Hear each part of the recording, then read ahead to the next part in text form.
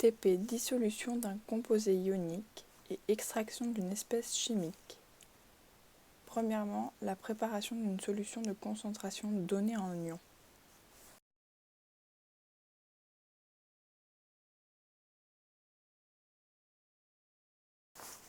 Nous commençons par calculer la masse molaire du sulfate de fer. Avec la masse molaire du sulfate de fer qui est égale à 2 fois la masse molaire du fer, plus 3 fois la masse molaire du soufre, plus 12 fois la masse molaire de l'oxygène. Nous faisons l'application numérique et trouvons 400 g par mol. Puis nous complétons le tableau ci-dessous. Puis nous exprimons la concentration molaire grâce aux formules. Quantité de matière de S est égale à la concentration molaire de S fois le volume de S, ce qui équivaut à la concentration molaire de S est égale à la quantité de matière de S sur le volume de S. Puis nous exprimons les concentrations molaires du fer et du sulfate en fonction de Xmax. Pour le fer, c'est 2Xmax sur le volume de S. Pour le sulfate, 3Xmax sur le volume de S. Le réactif limitant étant le sulfate de fer, la quantité de matière de S est égale à 0. Puis nous exprimons les concentrations molaires du fer et du sulfate en fonction de la quantité de matière. Pour le fer, c'est égal à 2 fois N de S sur V de S. Et pour le sulfate, c'est égal à 3 fois N de S sur V de S. La relation entre les concentrations C2S et les ions fer est 2 C2S, puis la relation entre les concentrations C2S et les ions sulfate est 3 C2S. La concentration C2S de la solution est 2 C2S est égal à 2Xmax sur le volume de S est égal à 0,8, ce qui équivaut à C2S est égal à 0,8 sur 2, soit 0,04 mol par litre. À présent, nous devons élaborer un protocole. Pour ce protocole, le matériel utilisé sera un bécher, une coupelle, une spatule, une fiole jaugée de 50 ml, un entonnoir. Premièrement, dans un bécher, versez 2,68 g de sulfate de fer en poudre. On aura préalablement pesé le sulfate de fer sur une balance à l'aide d'une coupelle ainsi que d'une spatule. Versez ensuite 100 ml d'eau dans le bécher et versez la coupelle à l'aide d'une pipette d'eau distillée. Puis agitez. Une fois la dissolution complète, on verse le contenu du bécher dans une fiole jaugée de 500 ml munie d'un entonnoir. Il faut ensuite remplir la fiole jaugée avec de l'eau distillée en rinçant les bords de l'entonnoir et ajuster le ménisque, puis laisser reposer et laisser boucher la fiole jaugée. Passons maintenant à la seconde partie de notre TP, qui est l'extraction d'une espèce chimique d'une solution. La question est: à l'aide des données fournies dans les deux tableaux ci-dessus, rédigez un protocole détaillé assorti de schémas légendés permettant d'obtenir, à partir de la solution S, deux solutions, l'une contenant quasiment que du sulfate de cuivre, l'autre contenant quasiment que du rouge de méthyle. Mettre en œuvre ce protocole. Nous avons mis en œuvre ce protocole durant nos séances de TP. Le matériel nécessaire était alors une ampoule à décanter, du sulfate de cuivre, du cyclohexane, un bécher, de l'eau. Une petite animation que nous avons trouvée sur internet, qui illustre parfaitement notre protocole, va suivre.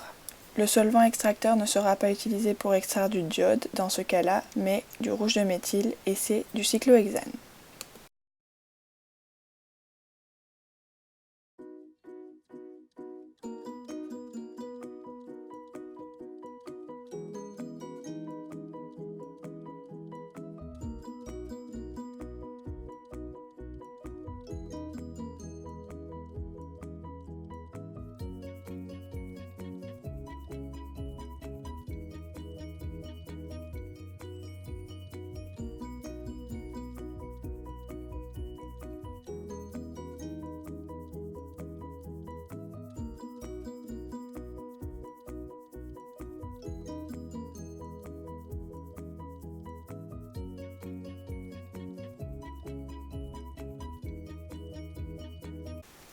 La question suivante est: quelle manipulation faudrait-il réaliser pour obtenir le sulfate de cuivre et le rouge de méthyle à l'état solide?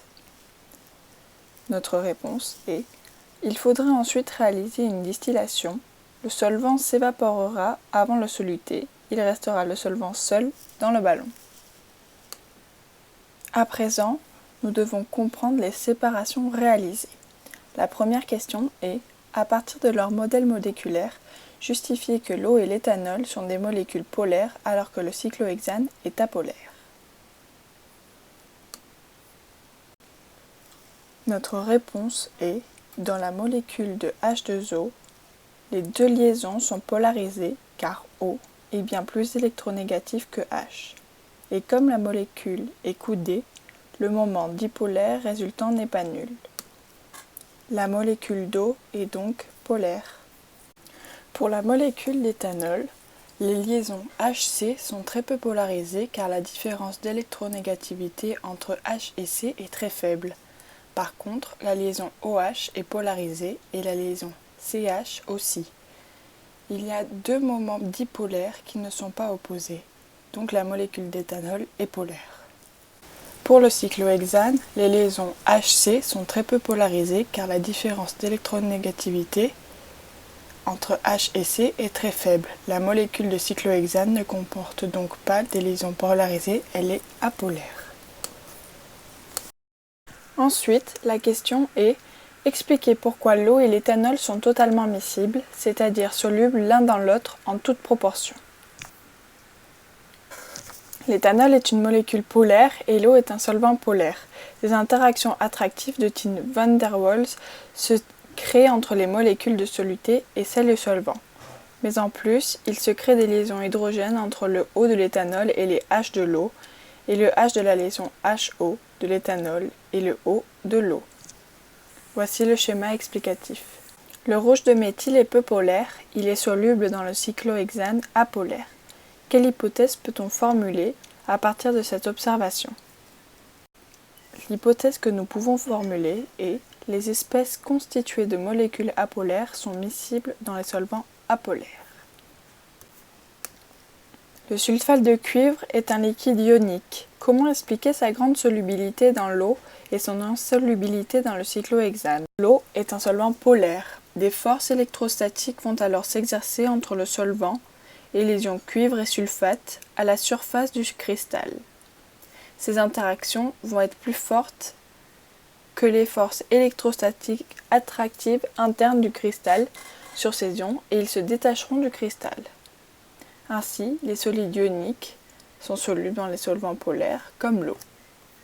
Comme le cyclohexane n'est pas polaire, ces molécules ne peuvent pas établir d'interaction électrostatique avec les ions du cristal ionique.